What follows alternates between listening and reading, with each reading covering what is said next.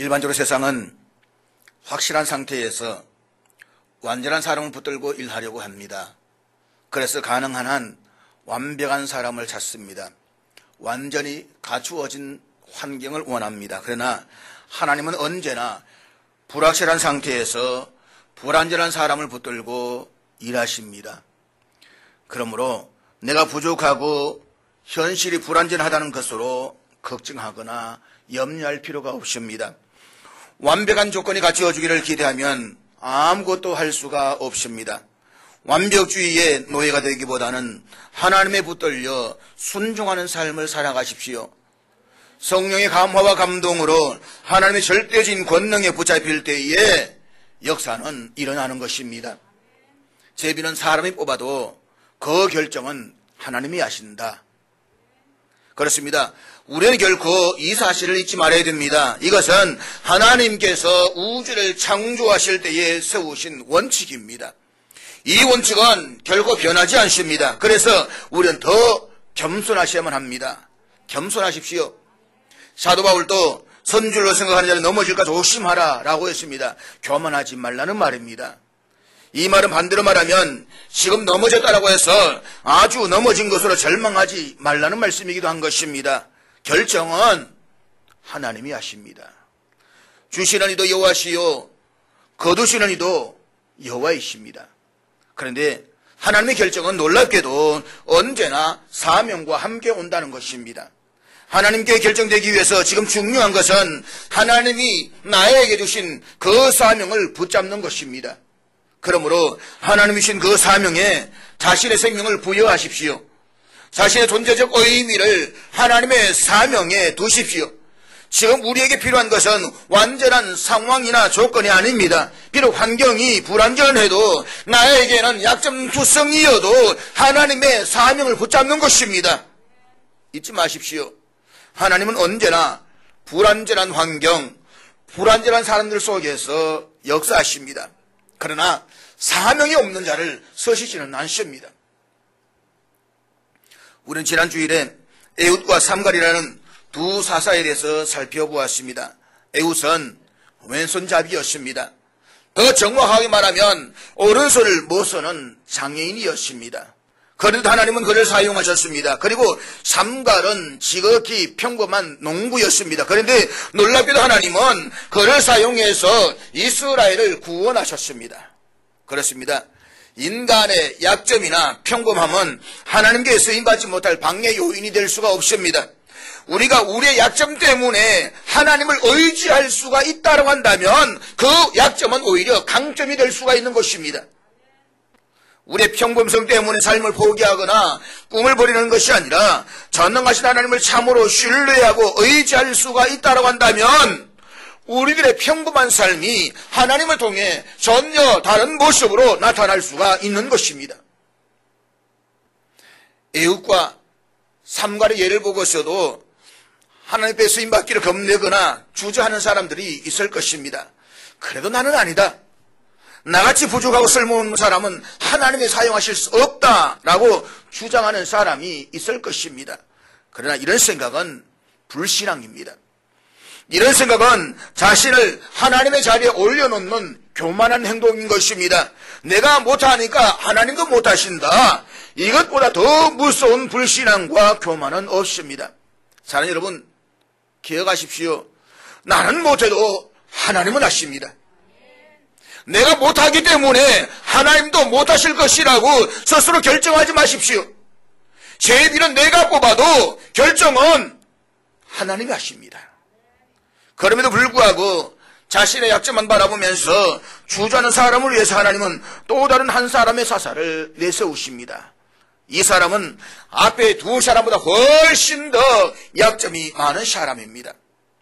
하나님은 전혀 상상도 하지 못할 아주 엉뚱한 사람을 들어서셨습니다. 그가 바로 드보라라고 하는 여인입니다.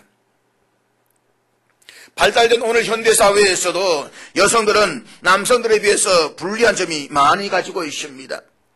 여성 남성보다 여러 가지 면에서 특히 사회적 지위나 특권을 누리는 일에 있어서 열등한 위치에 있습니다. 여성들은 자신들의 권리를 보장받기 위해서 각 방면에서 최선의 노력을 기울이면서 일하고 있습니다. 그러나 언제나 여성이라는 한계에 부딪힐 수밖에 없는 것입니다. 현대에서도 여성의 위치가 이러하다고 한다면 옛날에 훨씬 더 열악했습니다. 사사시대 이스라엘의 여자의 지위는 실로 노예를 방불케 하는 것이었습니다.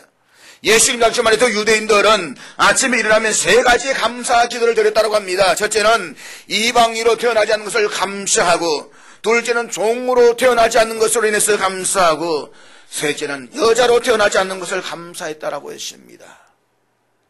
요즘 여성 동지들께서는 얼마나 자유로운 것입니까? 제가 어릴 때만 해도 저희 어머님 세대에서는 밥을 어른과 함께 같이 먹지를 못했습니다. 정제, 그것도 부엌이 아니고 정제 말입니다. 정제에서 두툼하게 앉아가지고 누룽지만 끌고 드셨습니다. 사실 지금 보시라고 보니까 그게 다 영양가 있는 음식이었는데 말입니다.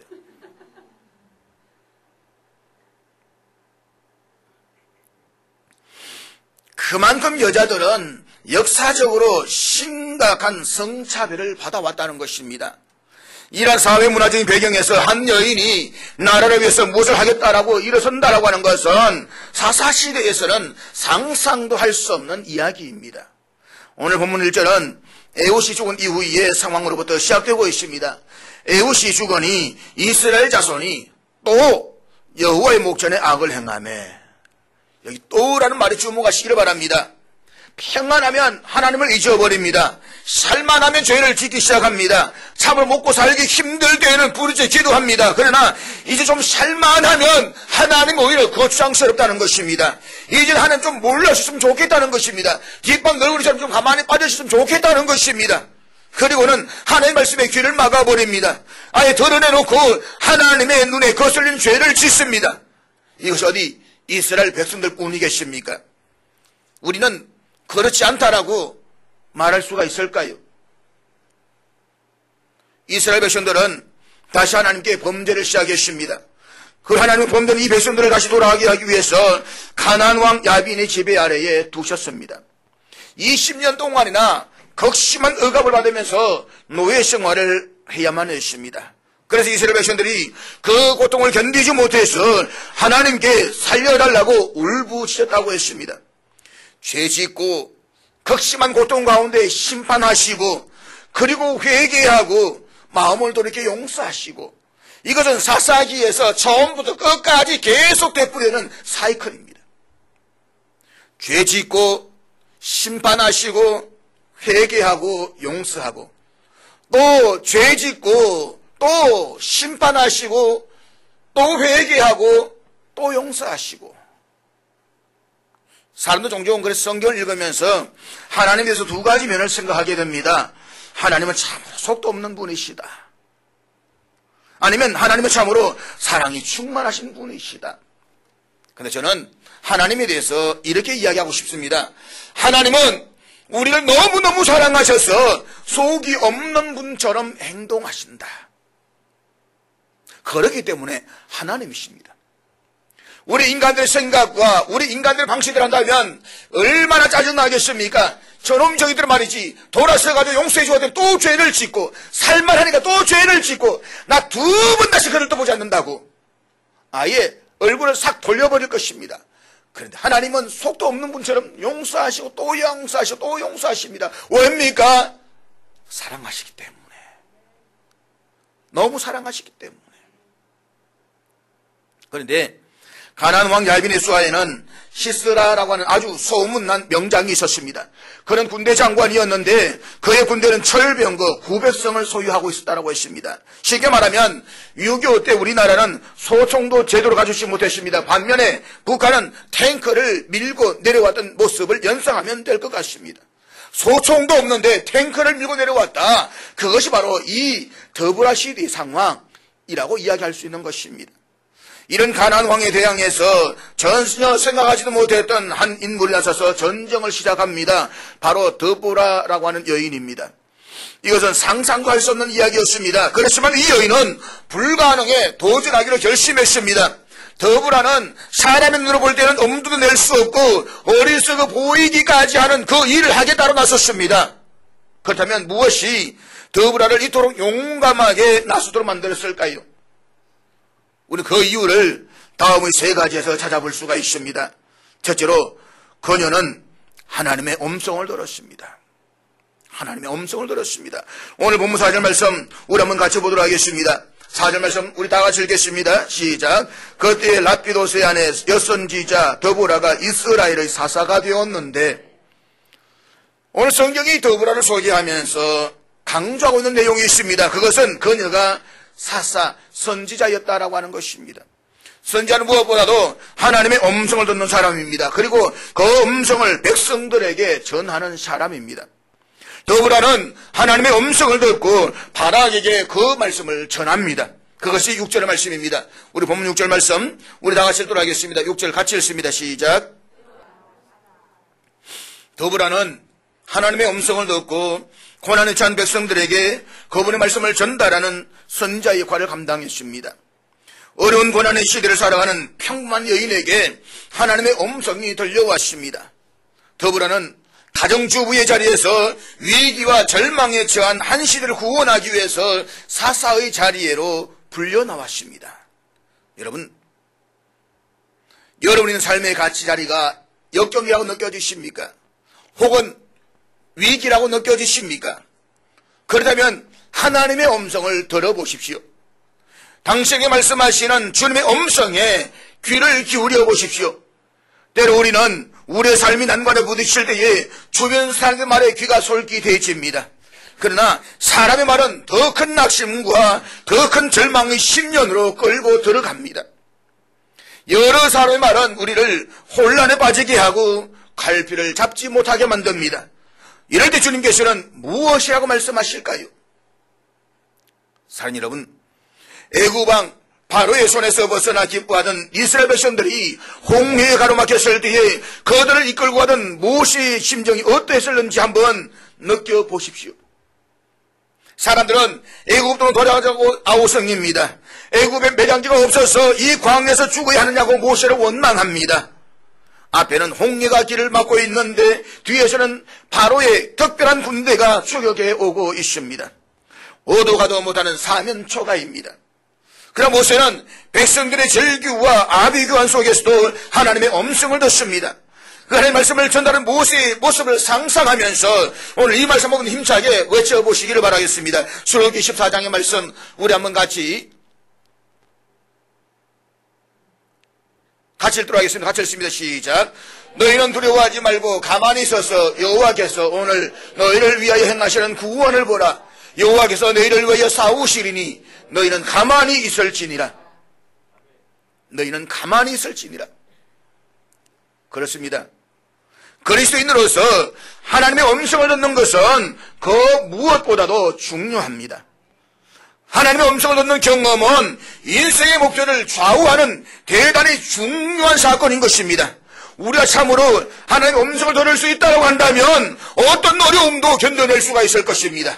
어떤 나올 골짜기라도 건져나갈 수가 있을 것입니다.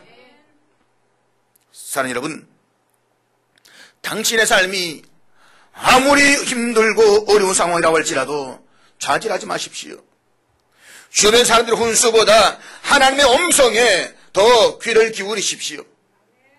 삶이 고달프다고 느끼실 때에 주님 앞에 엎드리십시오. 그리고 주님의 말씀을 들으십시오. 여인 더보라가 불가능에 도전할 수 있던 것은 간단한 한 가지 사건 때문이었습니다. 그것은 그녀가 하나님의 음성을 들었다는 것입니다. 성경의 역사를 보십시오. 어느 때나 누구든지 하나님의 음성을 듣는 자는 인생이 바뀌어졌습니다. 하나님께서 음성을 들려주실 때에 그 음성을 듣는 자는 일어났습니다. 그리고 멋진 인생을 살았습니다. 복된 인생을 살았습니다. 귀한 인생을 살았습니다. 저는 우리 모두가 이렇게 살았으면 정말 좋겠습니다. 오늘도 우리가 하나님의 음성을 듣고 순종하며 살아간다고 한다면 우리의 생애는 이 세상에서 가장 아름다운 생애가 될 것입니다. 그래서 우리가 얼마나 부유한가, 세상에서 얼마나 출소했느냐의 문제가 아닌 것입니다. 이렇게 사는 것은 우리가 이 땅에서 경험할 수 있는 최고의 행복이요, 최고의 기쁨이요, 하나님이 주신 최고의 축복입니다. 우리 모두가 하나님의 음성을 들음으로써 이런 기쁨과 행복을 누릴 수 있기를 축복합니다. 둘째로 그녀는 하나님이 주실 승리에 대한 믿음을 가졌습니다.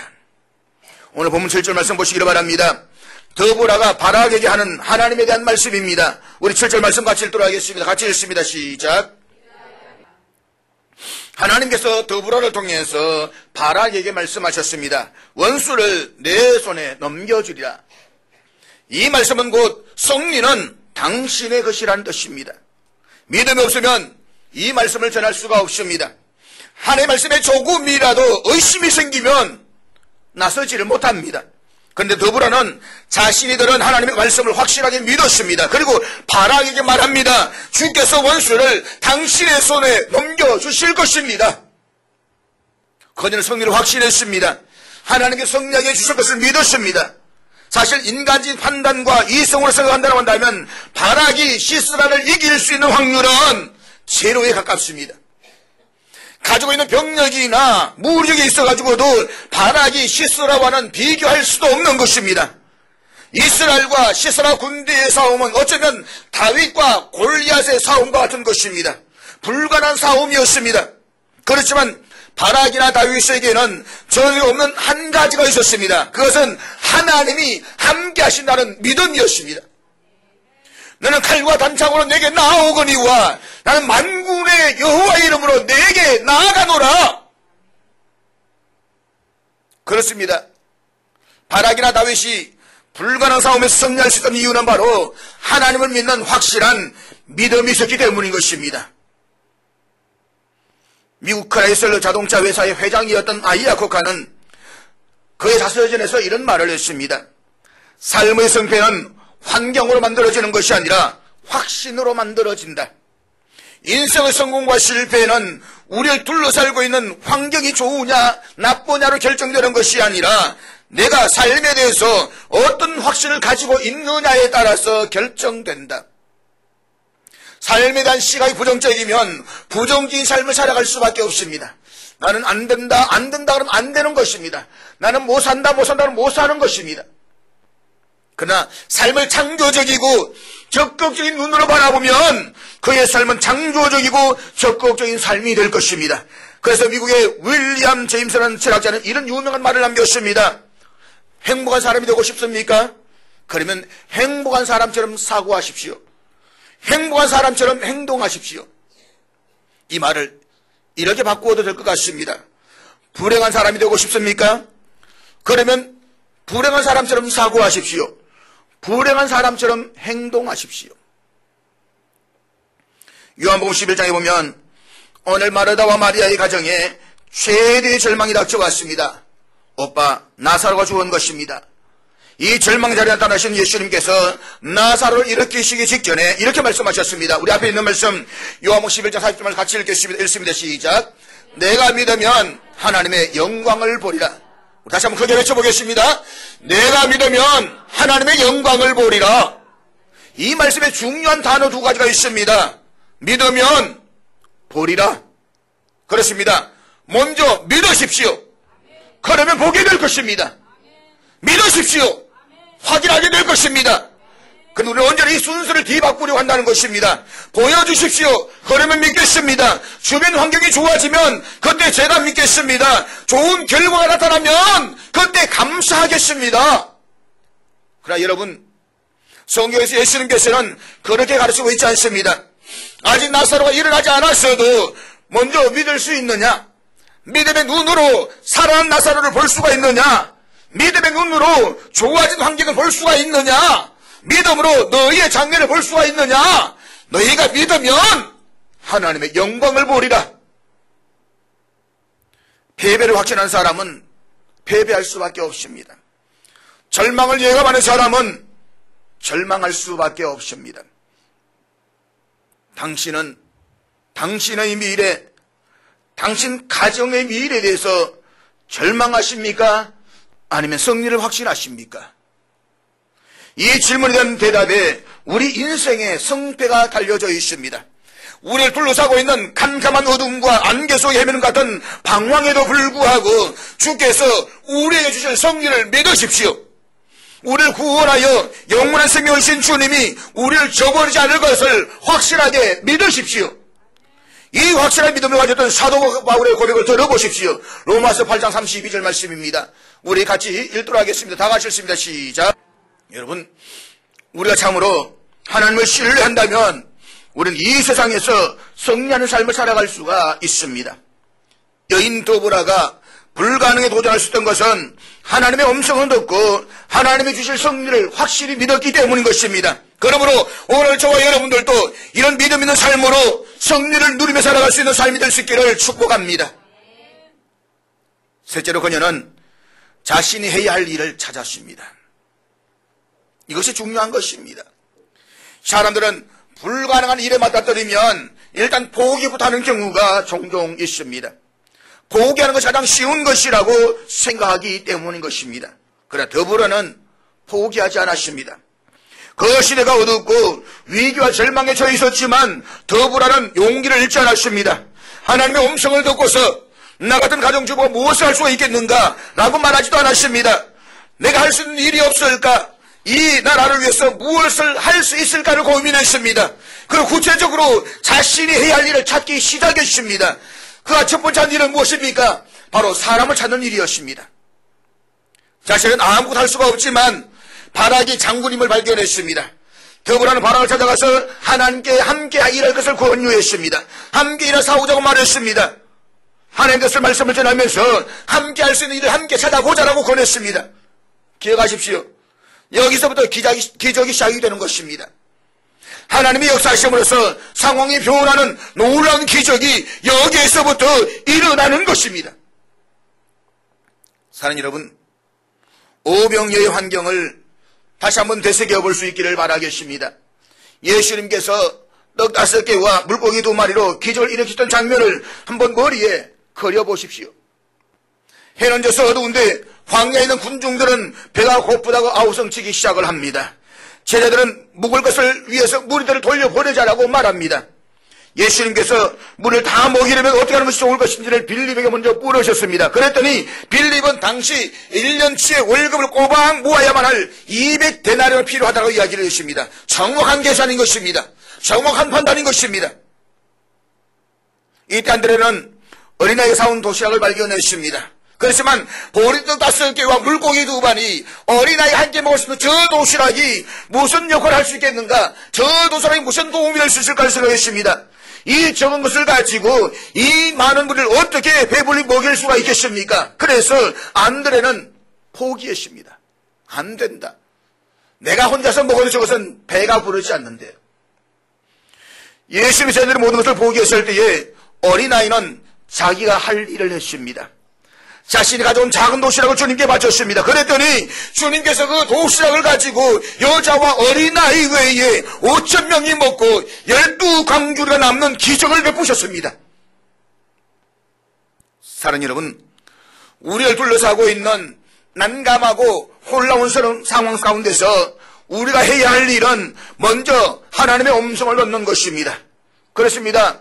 우리가 고난과 혼란 가운데서 사람의 음성을 들으려고 하면 오히려 더 혼란스러워질 것입니다. 그러나 하나님의 음성을 듣는 순간부터 내가 해야 할 일은 보다 분명해질 것입니다. 내가 해야 할 일보다 확실해질 것입니다. 그러므로 먼저 하나님의 음성을 들으십시오. 주님 함께 하신다는 사실을 확실하게 믿으십시오. 그리고 하나님의 나라를 위해서, 의를 위해서 지금 내가 서 있는 이곳에서 내가 해야 할 일이 무엇인가를 한번 구체적으로 찾아보십시오. 어느 시골에 한 소년이 살고 있었습니다. 하루는 비가 억수같이 내려서 집 앞에 있는 큰 나무가 쓰러져서 길을 막아버렸습니다. 소년은 혼자서 그 나무를 치우려고 했었지만 소년의 힘으로서는 끄떡도 하지 않았습니다.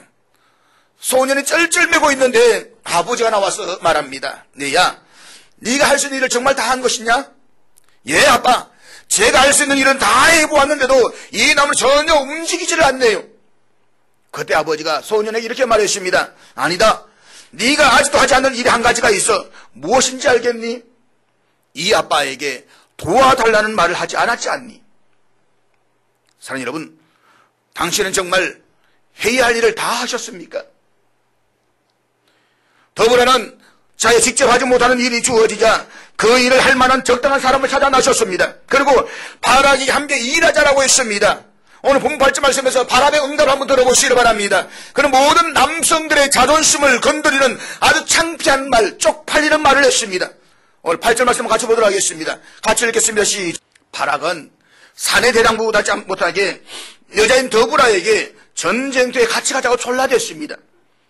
더브라가 안 가면 나도 가지 않겠노라고 아예 딱 잘라 말해버렸습니다. 세상에 이렇게 용기 없는 남자가 어디에 있겠습니까? 그러나 여러분, 이 바락을 바보 취급을 하지 마십시오. 히브리서 11장 32절 말씀을 보면 믿음의 영웅들 가운데서 바락이 포함되고 있습니다. 믿음으로 인생을 살았고 믿음으로 기적을 일으킨 믿음의 사람들 가운데 바락도 들어있다는 것입니다. 그래서 어떤 성경학자는 말하기를 바락이 더브라에게 동행을 요청한 것은 더브라에게 의지하기 위해서가 아니라 하나님이 더브라와 함께 하시는 것을 믿었기 때문이었다라고 설명하고 있는 것입니다. 바락은 더브라를 통해서 들려오시는 하나님의 음성을 듣고자 했습니다. 더브라의 기도가 있다면 성경이 확실한 것을 믿었다는 것입니다. 더브라가 아니라 더브라 통해서 말씀하시는 하나님의 음성과 그 기도의 의지에 있다는 것입니다. 소위 윈윈 전략인 것입니다. 동행의 사역인 것입니다. 내가 못하면 할 수 있는 사람을 찾으십시오. 함께 하십시오. 그것이 하나님이 우리의 원하시는 것이고 그래서 우리에게 공동체를 허락하신 것입니다. 더브라는 바락과 함께 전쟁터에 나갔습니다. 그래서 역사가 바뀌어집니다. 이스라엘 민족은 드디어 자유를 되찾았습니다. 그들은 위대한 승리를 거두었습니다. 사사기 5장 7절 말씀 한번 보시기 바랍니다. 더브라와 바락이 노래하는 장면을 볼 수가 있는 것입니다. 사사기 5장 7절 말씀 우리 다 같이 읽겠습니다. 시작. 이스라엘은 마을 사람들이 거쳤으니 나 더브라가 일어나 이스라엘의 어머니가 되기까지 거쳤도다. 여기서 이스라엘에는 마을 사람들이 거쳤다라는 이 말은 모든 사람들이 다 포기했다는 말입니다. 그래서 현대어 성경에서는 사람다운 사람을 찾아볼 수가 없었다라고 번역하고 있습니다. 그 상황에서 더브라가 일어났습니다. 그래서 절망하지 않고 무엇인가를 할 수 있다고 믿었습니다. 5장 12절 말씀으로 같이 보겠습니다. 같이 읽습니다. 시작. 깰지어다 깰지어다 더브라여 깰지어다. 절망에 빠진 시대의 가장 큰 문제는 더브라 같은 사람이 없다는 데 있습니다. 하나님을 신뢰하고 주의 음성을 듣고 할 일을 찾아 나서는 더브라만 있으면 모든 문제는 해결됩니다. 기억하십시오. 하나님의 음성을 듣고 해야 할 일을 감당하는 한 사람이 중요합니다. 그런데 오늘 우리의 시대에는 길거리에 사람이 넘쳐나고 있지만 하나님의 교회에도 사람이 넘쳐나고 있지만 참된 하나님의 사람 찾기가 어렵다는 것입니다. 이것이 오늘 우리 시대의 고민이요 문제인 것입니다. 간혹 목사님 제가 돈만 많으면 교회가 어려울 때 크게 도울 수 있을 텐데 이놈의 돈이 웬수입니다 라고 말하는 교인들이 있습니다. 사실 중요한 것은 돈이 아니라 사람입니다. 주님께 헌신된 사람만 있으면 하나님을 사랑하고 그분께 충성을 맹세한 사람만 있으면 어떤 어려움이 닥쳐와도 두렵지 않습니다. 기억하십시오. 어느 시대나 정말 문제는 사람에게 있습니다. 지금 더더욱 그런 것입니다. 지금은 껴있는 하나님의 사람이 필요합니다.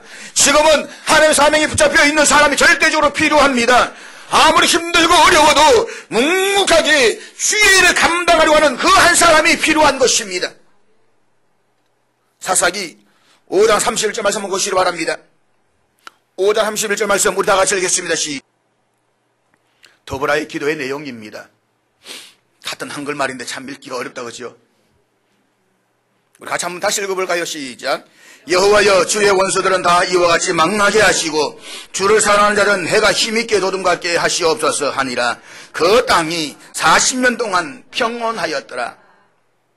떠오르는 해처럼 영광의 주님을 바라보며 시대에 암을 뿌리치고 벌떡 일어나 자기가 가야 할 인생길을 걸어가는 사람, 그들을 통해서 주님께서 사회를 치유하시고 가정을 새롭게 하시고 교회를 변화시키는 것입니다. 이것이 우리에게 절대로 필요한 과제이며 이 시대와 역사에 대한 하나님의 대답이십니다. 여러분도 불가능한 상황에 도전하면서 새로운 역사를 창조하는 기적의 도구가 될 수 있도록 더욱더 주님을 사랑할 수 있기를 축복합니다. 사랑하는 여러분, 오늘 말씀을 마치면서 여러분에게 묻고 싶습니다. 당신은 누구이십니까? 평범한 가정주부에 불과하다고 생각을 하십니까? 나는 아무것도 할 수 없는 소시민에 불과하다고 생각을 하십니까? 저들에 비하면 메뚜기 같아 보이십니까? 이제부터라도 생각을 바꾸십시오. 메뚜기 콤플렉스에서 벗어나십시오. 소극적인 자세에서 벗어나서 하나님께서 우리를 서시면 어떤 일이든지 감당할 수 있음을 믿으십시오. 하나님이 우리를 위하시면 누가 우리를 대적하리요? 그렇습니다. 우리가 참 하나님을 신뢰할 수가 있다고 한다면 겁낼 것은 없는 것입니다. 하나님이 함께 하신다면 저들은 우리의 밥이 될 것입니다. 그러므로 하나님의 음성을 듣고 하나님 주실 빛나는 성리를 신뢰하십시오. 그리고 오늘 해야 할 일들을 미루거나 외면하지 말고 주님 앞에 헌신하십시오. 하나님께서 일으키실 기적에 동참하십시오. 기도하겠습니다.